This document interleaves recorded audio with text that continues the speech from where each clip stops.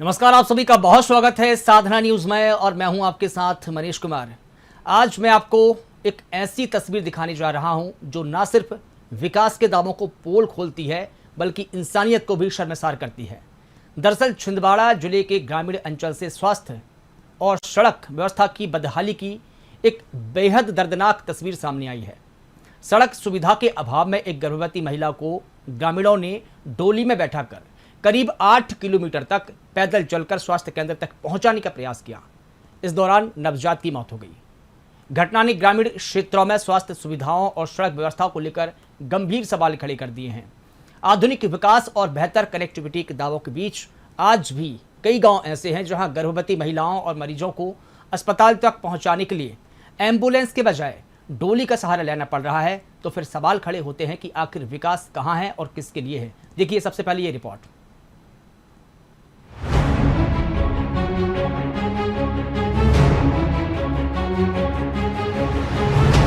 छिंदवाड़ा जिले के दमुआ क्षेत्र से ग्रामीण स्वास्थ्य व्यवस्था की बदहाल तस्वीर सामने आई है। जन्नारदेव विकासखंड की ग्राम पंचायत गोप के मजरे टोला चीटी पाठा में सड़क नहीं होने के कारण एक गर्भवती महिला को करीब 8 किलोमीटर तक डोली में ले जाना पड़ा। अस्पताल पहुंचने से पहले ही हालात बिगड़ गए और महिला ने एक मृत बच्चे को जन्म दिया। महिला की हालत गंभीर बताई जा रही है और वे आईसीयू में भर्ती है। दरअसल चीटी पाठा निवासी सोनू मलगाम की 22 वर्षीय पत्नी कुस्तरिया को बुधवार रात अचानक प्रसव पीड़ा शुरू हो गई। गांव तक पक्की सड़क नहीं होने के कारण एम्बुलेंस भी सीधे नहीं पहुंच सकी। गुरुवार सुबह करीब 6 बजे परिजनों और सरपंच सियाबती कंचन शाह नर्रे ने महिला को डोली में बैठाकर अस्पताल के लिए रवाना किया। पथरीले और उबड़-खाबड़ रास्ते से करीब 8 किलोमीटर का सफर तय करने के बाद महिला को गोप पंचायत मुख्यालय पहुंचाया गया। यहां से 108 एम्बुलेंस के जरिए उसे दमुआ सामुदायिक स्वास्थ्य केंद्र ले जाया गया। दमुआ अस्पताल पहुंचने तक महिला की हालत गंभीर हो चुकी थी। डॉक्टर ने उसे तत्काल जिला अस्पताल छिंदवाड़ा रेफर कर दिया। वहीं जिला अस्पताल में महिला ने मृत बच्चे को जन्म दिया। फिलहाल उसकी हालत बेहद गंभीर है और उसे आईसीयू में रखा गया है।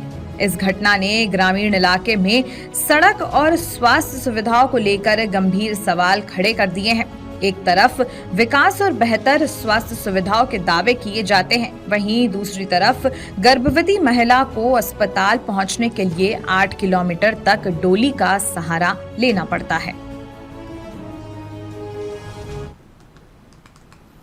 तो ये तस्वीर छिंदवाड़ा जिले के ग्रामीण अंचल से हमने आपको बताई है, जहां आपने देखा कि किस प्रकार से एक महिला को 8 किलोमीटर डोली से ले जाना पड़ा।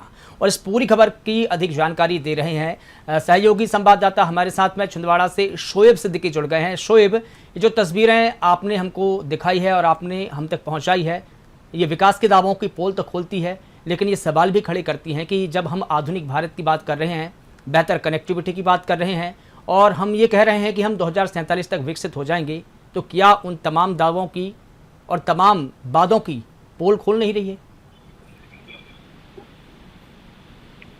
शोएब। हाँ मनीष जी, मनीष जी, आपको बताना चाहता हूँ कि छिंदवाड़ा जिले के आज भी 80 साल स्वतंत्रता से गुजरने के बाद भी अभी कई इंटीरियर में ऐसे गांव हैं जो पंचायत के अंतर्गत आते हैं। आज भी मूलभूत सुविधा के लिए वो परेशान होते हैं। साथ ही बरसात जैसे भी होती है तो उनका आवागमन पूरी तरह बंद हो जाता है। यहाँ तक कि कोई बीमार अगर होता है तो उस वाहन को गाँव तक ले जाने में भी दिक्कत होती है। इस तरह के सैकड़ों मामले गांव में हो चुके हैं। यहाँ तक कि सरपंच हैं, प्रतिनिधि हैं, विधायक हैं, इनकी जानकारी में सब होने के बाद भी आज तक इन लोगों ने इसके लिए कोई ऐसा पहल नहीं उठाया कि जिससे उनको सहूलियत मिल सके।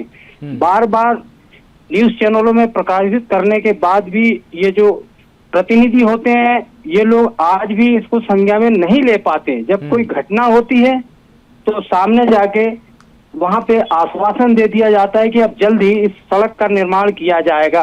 अभी जो हाल में एक जामुन डोंगा गोप गांव की घटना हुई है, इसमें महिला के मासूम बच्चे की मौत हुई। अगर समय पे वाहन पहुंच जाता, उसका उपचार हो जाता, शायद वो बच्चे की जान बचाई जा सकती है। मनीष जी, लेकिन देखिए शोएब, यहाँ पर सवाल कई सारे खड़े हो रहे हैं। उन सवालों में से एक सवाल ये भी है कि जब जो जनप्रतिनिधि है इलेक्शन होते हैं तो तमाम दावे करते हैं, वादे करके जाते हैं, ग्रामीणों के वोट भी लेते हैं, लेकिन चुनाव होने के बाद में आखिर ऐसा क्या हो जाता है कि वो उन गांवों की सुध लेने नहीं पहुंचते। अगर जो जनप्रतिनिधि है या जो डीएम है या जिले के जितने भी अधिकारी हैं वो ग्रामीणों का दौरा करें, और जैसे देखिए अभी मुख्यमंत्री जन विश्वास अभियान चलाया जा रहा है और ये मुख्यमंत्री डॉक्टर मोहन यादव ने सीधे अधिकारियों को निर्देश दिए हैं कि आप जनता के बीच जाइए, उनकी समस्याओं को सुनिए और उनका मौके पर ही समाधान करिए, और खुद मुख्यमंत्री डॉक्टर मोहन यादव जमीन पर उतरकर काम कर रहे हैं। तो क्या ये जो जनप्रतिनिधि है और जो प्रशासनिक अधिकारी है उनकी जिम्मेदारी नहीं है कि वो गाँवों में जाए, लोगों से संवाद करे, उनकी समस्याओं को सुने और समाधान करे? जी बिल्कुल सही बात मनीष जी आपने कहा है कि शासन प्रशासन की इसमें कोई गलती नहीं।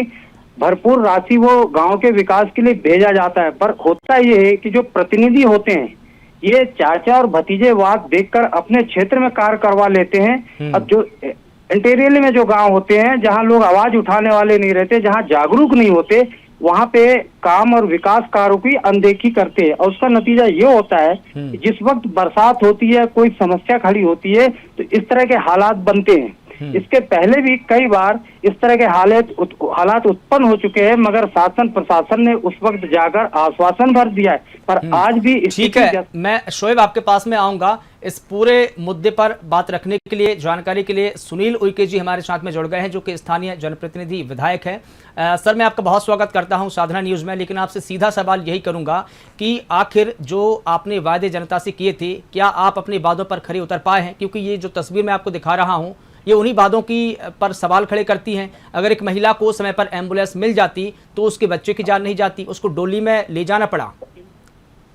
बिल्कुल मैं आपकी बात से सहमत हूँ। एक्चुअली ये बीजेपी कांग्रेस का मुद्दा नहीं है, ये मानवता का मुद्दा है और ये जो घटना घटी है बड़ी दुखद है और मेरे क्षेत्र की होने के नाते मैं भी उसका स्वीकार करता हूँ कि कुछ ना कुछ उसमें कमी है। लेकिन अभी कुछ दिन पहले आदरणीय मुख्यमंत्री जी अपनी संदेशा लेकर यहाँ पर आए थे और जनसंवाद उन्होंने किया और सीएचएमओ को यहाँ पर उन्होंने सस्पेंड किया और उन्होंने कहा कि हम व्यवस्था अच्छी लाना चाहते हैं और आज हम जनसंवाद के माध्यम से सबके समस्याओं का निराकरण करना चाहते हैं। तो आज जिस विभाग के सीएचओ को उन्होंने सस्पेंड किया, आज उसी विभाग में ये परिस्थिति है। अभी आप देखिए जिला अस्पताल में आप देखेंगे हमारे यहाँ एनआईसीयू में तीन बच्चे चल गए।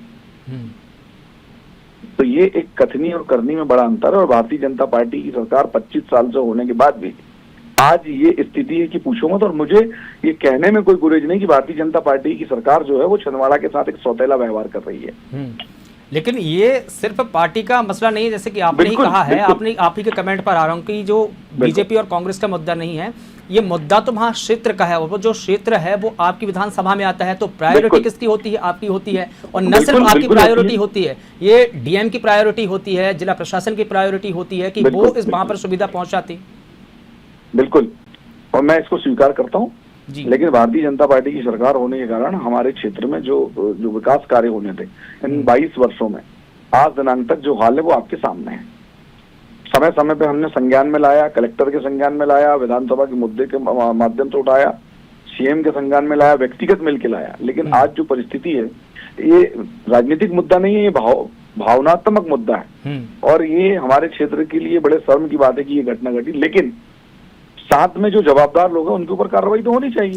बिल्कुल ठीक है। एक छोटी सी कमेंट और लेना चाहूंगा विधायक जी आपसे, क्या इस घटना के बाद में आप वहां बेहतर कनेक्टिविटी के लिए, बेहतर सड़क के लिए, विकास के काम करेंगे? क्या उन लोगों के बीच में जाएंगे, आश्वासन देंगे ग्रामीणों को? शॉर्ट में टिप्पणी चाहूंगा। इसके पहले भी कई जो 15 महीने की जो सरकार रही उसमें हमने बहुत ताकत के साथ काम किया और बहुत सारे, जैसे आज शीतल भाटा की हम बात कर रहे हैं, वहां का भी आपने एक वीडियो देखा होगा कि डोली से महिला को लेके आए थे। आज वहां पर वो 15 महीने की सरकार में 1.25 करोड़ का पुल बनके तैयार है।